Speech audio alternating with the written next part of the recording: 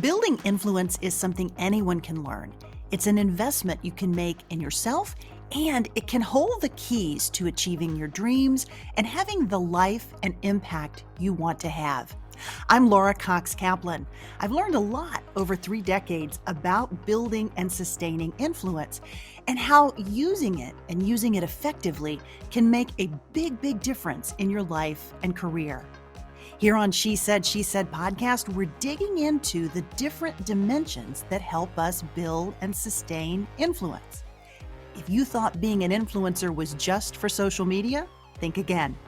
Whether you're starting a business, raising money for a cause, negotiating a promotion, running your household, or trying to connect with those who don't share your views, understanding and using the different dimensions of influence will increase your chances of success, whatever your goals may be.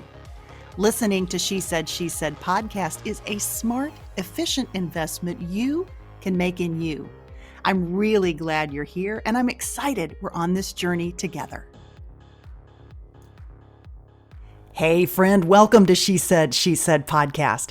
In honor of Women's History Month this month, I'm doing something a little different in this episode.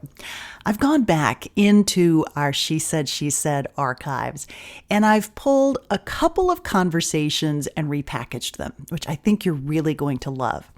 The first, which I'm sharing with you today, is a conversation that I just loved about the woman who was, in essence, the first podcaster at the White House. I'm talking about Lady Bird Johnson.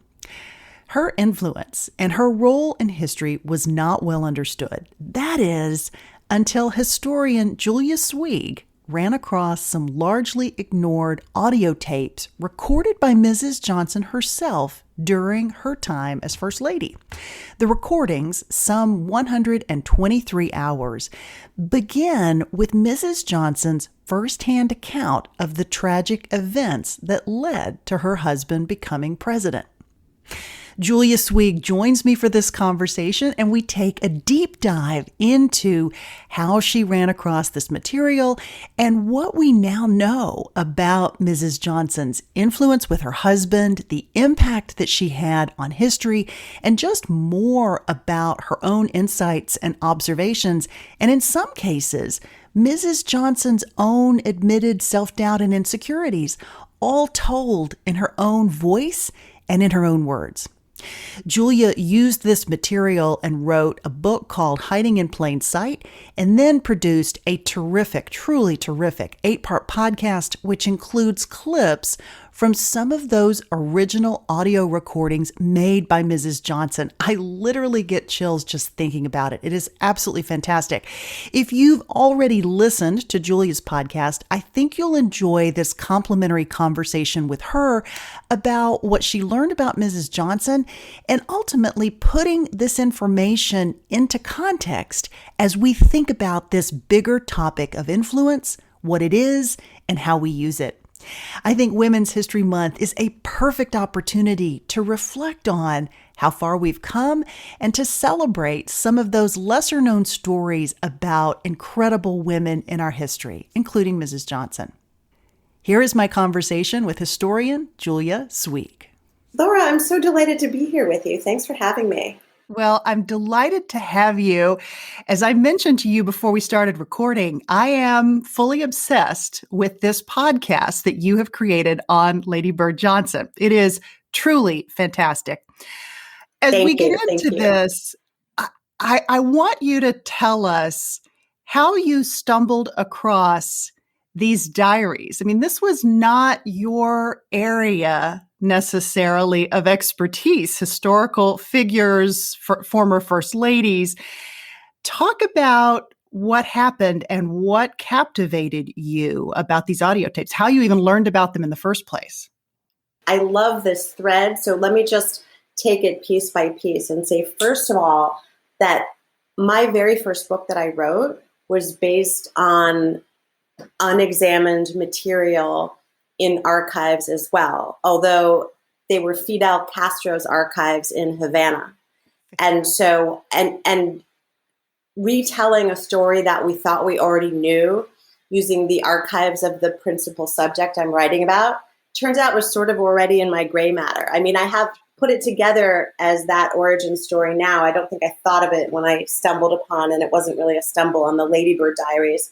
But there is something really thrilling about being a historian who retells a story that's been told that the received wisdom says is X, and demythologizing and debunking those mythologies. So I did that with the way the Cuban Revolution took place and how Fidel Castro took power, and I did that 20 years ago or something. And then, as you say, had a long career doing many other things related to Cuba and foreign policy in Latin America. And after doing that here in Washington, D.C. and in New York and traveling around Latin America, I just got to a point of sort of stagnation intellectually. I needed to teach myself something new. And I also had been working in foreign policy where the gender imbalance is very pronounced, and sitting in rooms full of men, mostly as the only woman, for years and years and years. I mean, that's a story we can all tell. But here, I got to the point where I wanted to try to pull back and write about women and power. Mm-hmm. And to be honest, I didn't have a subject. And I started sort of noodling this around. And how long ago was this? Okay, so this tells you what a long project is. This was in 2012. Oh, wow. Actually, before I turned 50 years old, when I was 45, I always have a 5-year plan. Uh-huh. And I needed to know that I was going to be making a pivot by the time I turned 50. So I'm not going to exactly tell you what the age and date, how that lines up. But the point is that it was quite a while ago at this point where I started to think, I need to do something new. Mm-hmm. And so an acquaintance who I was talking with this about told me, Lady Bird Johnson kept a diary. And that I had no idea. But I did know that she is a person who was married to the American president maybe most associated with the word power in the 20th century. So that began a process of finding first her collected volume of edited diaries that she published in 1970. It was on the New York Times bestseller list for 13 weeks, but it's very redacted and very limited. And then I went to the LBJ Library in Austin. This is a couple years later, having read as much of the secondary literature as I could. And in that library, and you hear this in the podcast, there's a museum. I don't know if you've been there, your listeners have been there. So you walk into an exhibit space, which is about the LBJ presidency, actually his entire career. And it's very dark and dim, and a motion sensor triggers her voice. And it comes on and you hear her narrating her experience of the JFK assassination on November 22nd, 1963. And it's so gripping. And that, of course, opened the door to this multi-year process of listening to her audio recordings, all of them by now, and reading all of the transcripts and trying to put her back inside of the LBJ story, because she'd been sort of marginal to the story as told until then. Why do you think she was so marginalized, and why do we not know a lot? We're going to talk in this conversation a lot about what you have uncovered through her diary entries, but why do you think she was so marginalized, and why do I have the impression, even as a native Texan, of someone who was more frivolous, just focused on flowers and beautification as something that is a frivolous idea as opposed to what it actually was, and very complementary to other things that were happening in the administration? There's a lot of answers to that. I mean, first of all, she was a journalism and history major at UT in Austin. So she really had in her gray matter a commitment to recording and documenting, even well before she met LBJ, right? That was before. But as his career progressed, she started keeping records. And that material, I say that because on the one hand, she was very conscious of history and recording it, especially by the time they got into the White House. But on the other hand, she was a woman of her time who was very conscious too of who engaged in certain acts of subterfuge to conceal her power and influence. It wasn't even that she, I think, thought to herself, I have a lot of power and influence and I need to conceal it because I'm married to this charismatic, thin-skinned man and the country isn't ready yet for a powerful woman in the White House. That wasn't the narrative. It was more that this was her training and her socialization. And I think she had a lot of modesty and self-deprecation. And so that's on the one hand, that she was careful to mind how her public image, how she represented herself to the public. Although she had she was very activist, but she cultivated her image carefully. Mm-hmm.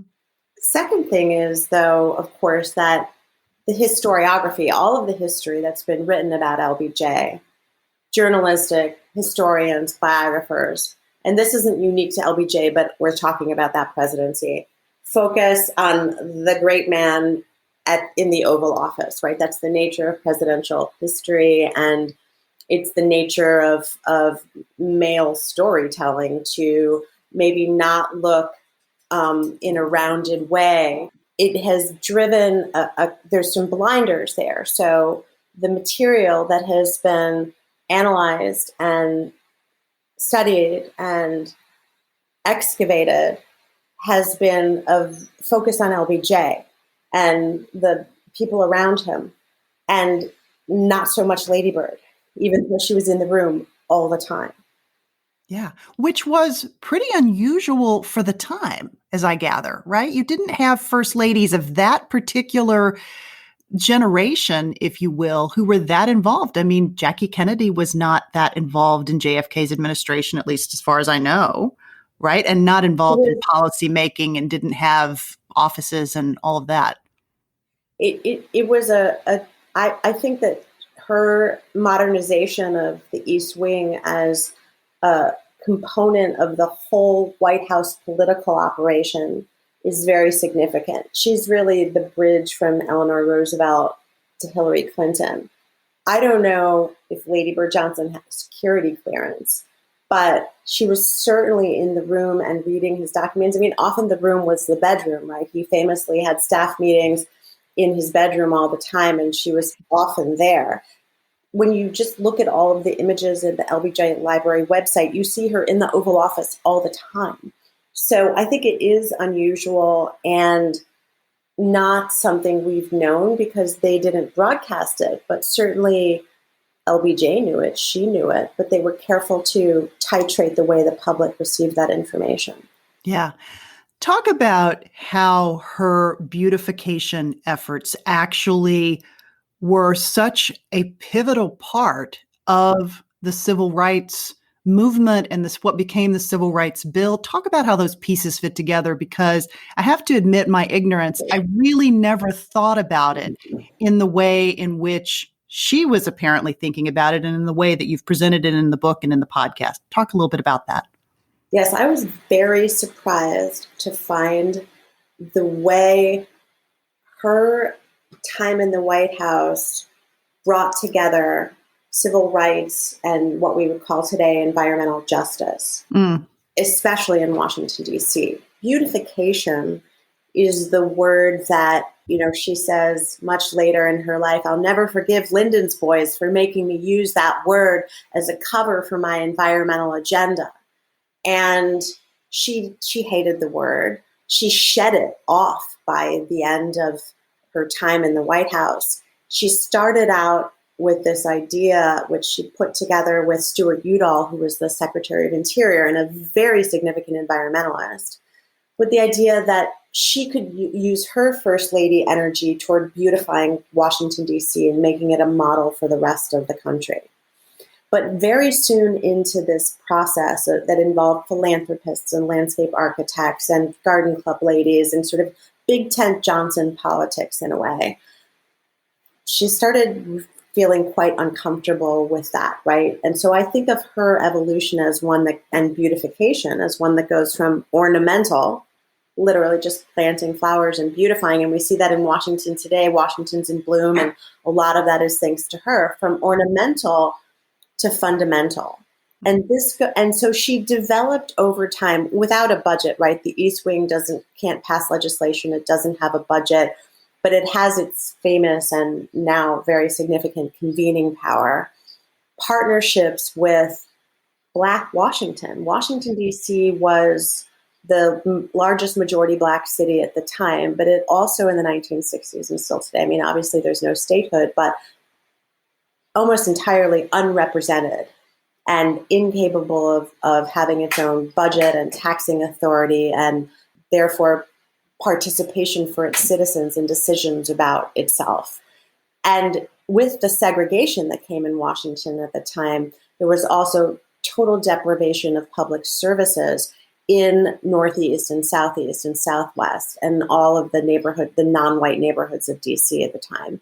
So she started partnering with a very special man who actually became the first elected mayor of Washington, Walter Washington, who in the early 60s and late 50s was the head of the National Capital Housing Authority, to try to bring the idea of empowerment and beautification together with that of representation and civil rights. And over the course of her time in the White House, deployed her staff from the East Wing and organized big money from civil rights supporting philanthropists and radical landscape architects from California to try to develop a way to convert all the green space along the Anacostia River, which of course is not the Potomac River and quite neglected, but controlled by the National Park Service, into a desegregated public recreation space where access to nature for the residents living there would be the priority.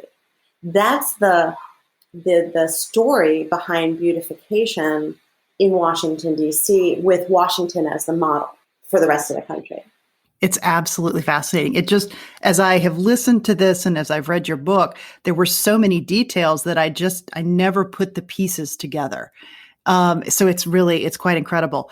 Let's talk about her partnership with President Johnson and his reliance on her in a way that I think also surprises people, notwithstanding what you just said about her being in all these photographs and being in the room and in the Oval Office all the time and in their bedroom where he was conducting meetings, and elsewhere, as I understand it, he would conduct meetings in are otherwise known as private places. Mm-hmm. Talk about their partnership and how he relied on her. Well, by the time they got into the White House, and that's the primary focus of the podcast and the book are the White House years, they really had a joint political and business enterprise that they built and shared together. Lady Bird's activism as a business person goes back to her financing the acquisition of their radio station and her involvement in the growth of their media holdings in Texas. That begins in the 1940s. At the same time, as his congressional career grows, she's increasingly out on the hustings with him and, could famously memorize and repeat to him the names of everybody in the room of some fundraiser that she might have just been to. So they are totally intertwined in terms of their political operation and their business operation. In 1960, this really becomes evident because he and she join the Kennedy ticket in that campaign. And Jackie Kennedy has been suffering miscarriages, doesn't want to go out on the campaign trail and risk another one. Lady Bird travels all around the country as Jackie's surrogate and as LBJ's surrogate.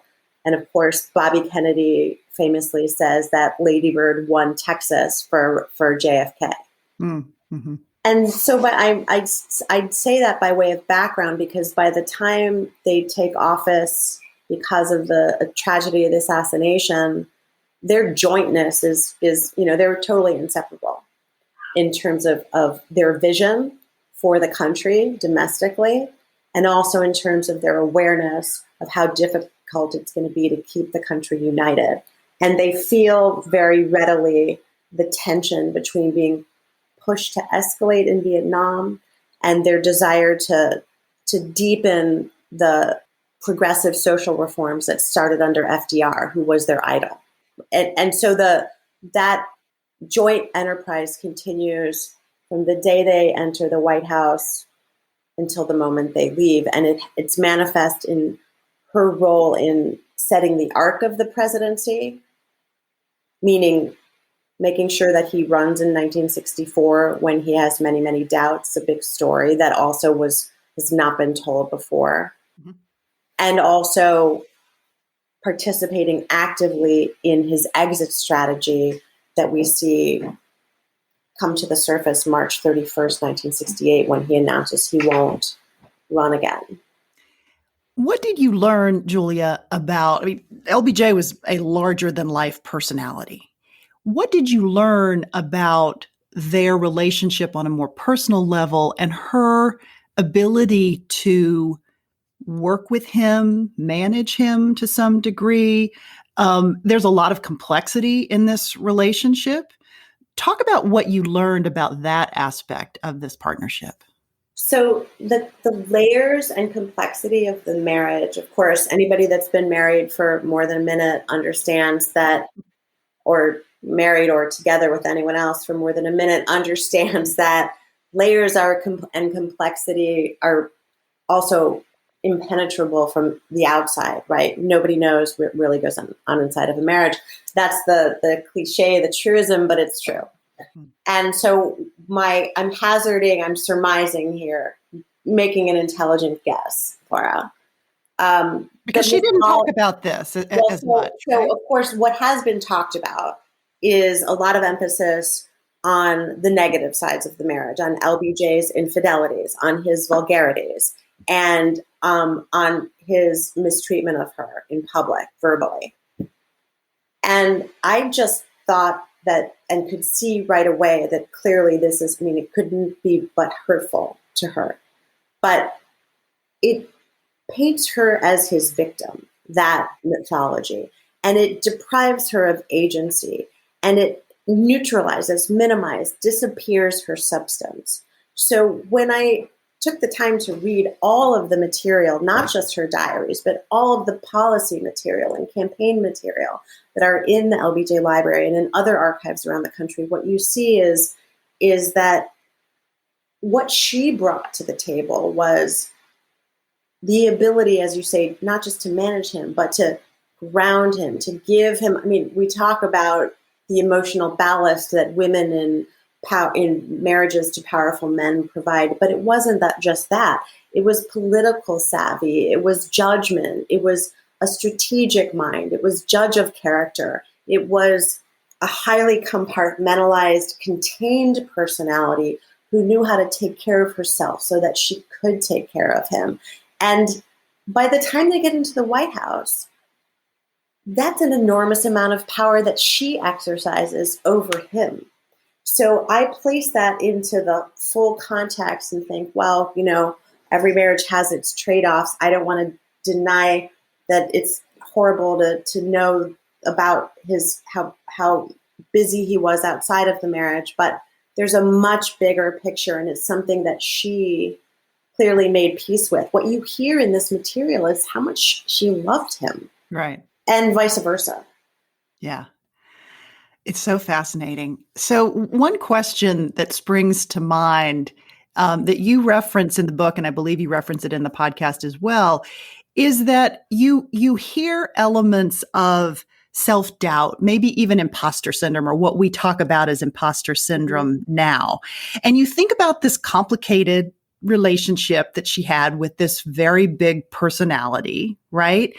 And where did that strength and that confidence come from to plow through that self-doubt that you hear? Well, one of my listeners wrote to me and said that she thought it was related to Lady Bird surviving the loss of her mother.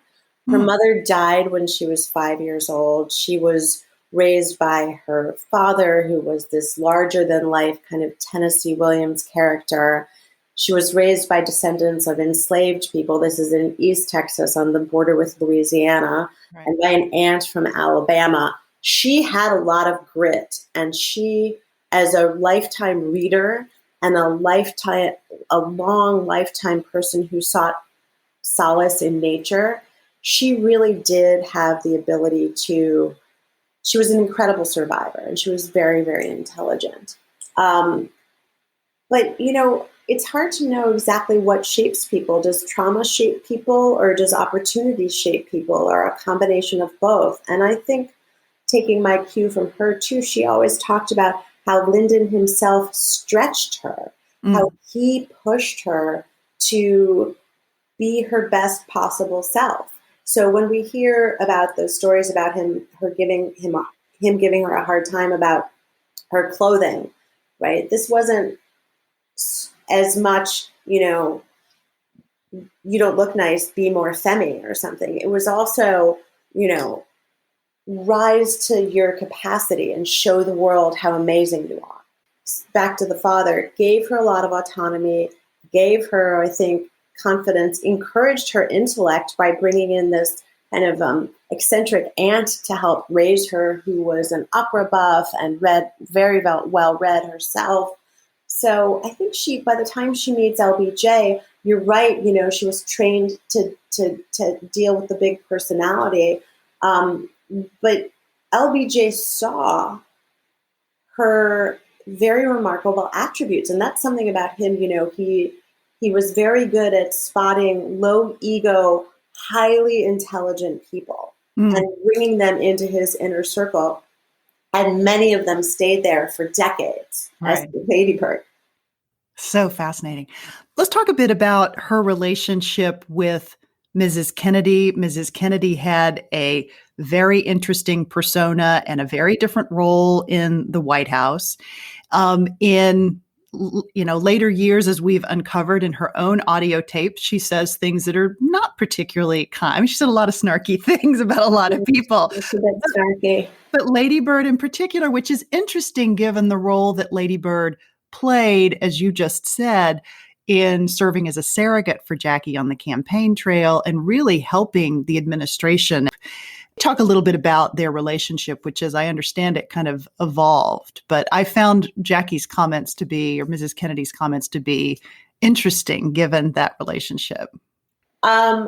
It did evolve. Look, it's an interesting arc, and it goes from the 1950s until Jackie dies in the 1990s.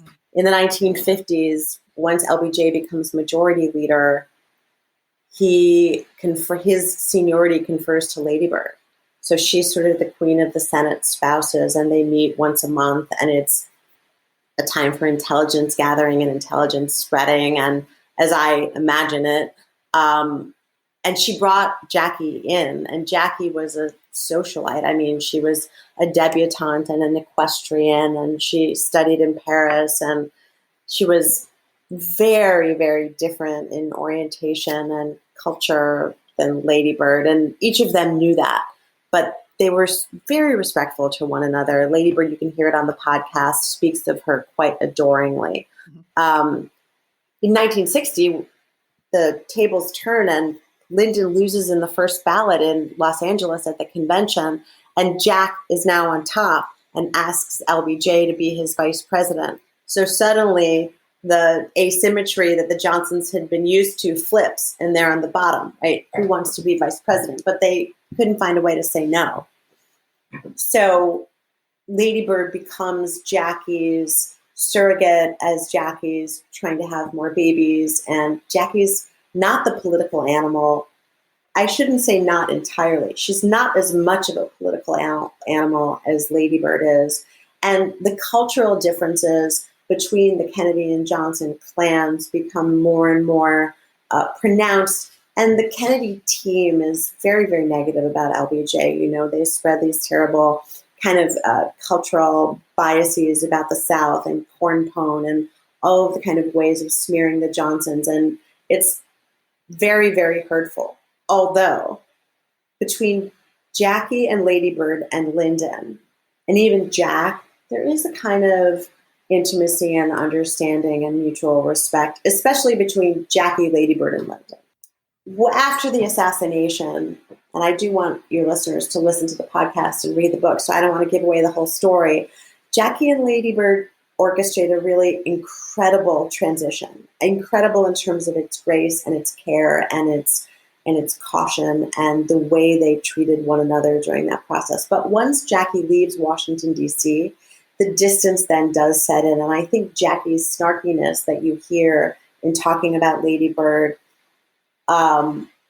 is very much tainted by Bobby Kennedy, who's lost his brother and who very much wants to be in politics. And he and Lyndon have what my friend, the historian Jeff Shessel, calls mutual contempt, and it infects everything.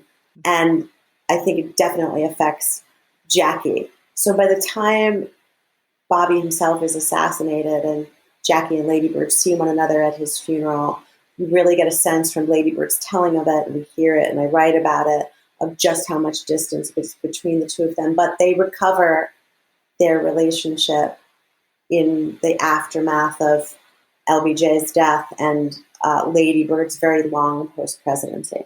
Yeah, she spent, as I understand it, time with Jackie on Martha's Vineyard at Redgate Farm multiple times, right? Which sort of indicates, every year for years in the 1980s. Yes, I would have loved to be a fly on the wall there. Okay, so I have what is maybe a mundane or may seem like a mundane process question, but in some of the photographs, I noticed, she's got her microphone, she's recording these diary entries, but there are envelopes that are dated behind her, and there's a piece of paper that she's reading from. So was she writing these diaries in longhand and then recording them after the fact, or was she doing it spontaneously, or what was her process? Did you gather how she did this and why? I did, and it's an excellent question and not a mundane one, because I think it goes, Laura, to what can I say, badass she was? Sure.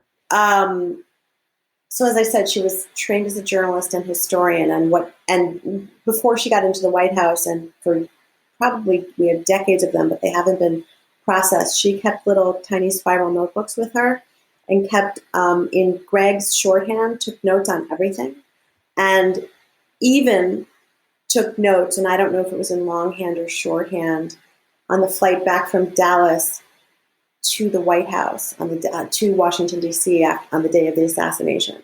So this was a woman who was constantly gathering material. The way she produced her audio recording was not in longhand first. Her staff in those envelopes you see would put together for every day press clippings, Lady Bird's daily diary, that is her schedule, Lyndon's schedule, memos, guest lists, all kinds of material that would allow her to then record her first draft of history. It's really kind of amazing. She didn't write her diary entries down first. Her first draft are recordings. Wow. And that's stunning, right? Because she could sit there and synthesize and tell a story and do it in these cogent paragraphs. She very seldom would rewind and re-record. Her straight first drafts were incredibly remarkable. And then before she left the White House, they started to transcribe them. That is fascinating. In fact, I find that quite stunning, especially as somebody who spends a lot of time in front of a microphone, to be able to do that spontaneously without editing, without pausing, without cleaning it up. That is remarkable. And to tell a story that coherently, that's really She's something. The first podcaster in the White House. She really is. It is remarkable. I agree. Julia, this has been such a pleasure. Thank you for the book and for the amazing podcast. I will include links to both in the show notes for the episodes, episode 149. Really grateful for your time today. Laura, thank you so much for having me. What a wonderful interview. I'm very happy to meet you. Hey, friend, thanks so much for joining us today. To learn a bit more about Julia Sweig, check out the show notes for this episode, episode 149. I've also included links to both Julia's terrific book on Mrs. Johnson called Lady Bird Johnson Hiding in Plain Sight, as well as the terrific podcast called In Plain Sight. You'll find those materials, as I said, in the show notes for this episode. Now, before I let you go, I need your help. If you're enjoying She Said podcast, I would love to hear from you. And there are several ways that you can contact me and send us some feedback. The first, if you are listening on iTunes, is to click the review button there, give us 5 stars, and then write just a few words about why you listen to She Said podcast. Those comments help others who are looking for podcasts like this one to find it. And I also love hearing from you. You can also direct message me on Instagram at Laura Cox Kaplan or at She Said podcast. And finally, you can use the contact link at the SheSaidSheSaidPodcast.com website to send me a message as well. Be sure to include why you listen and what we can do to continue to improve this content and make it even more meaningful for you. Friends, most of all, I am so grateful that you've chosen to spend some time with us today. I hope you found this little investment in you well worth it. I'll see you next time. Until then, take care. She Said podcast is produced weekly by She Said Media.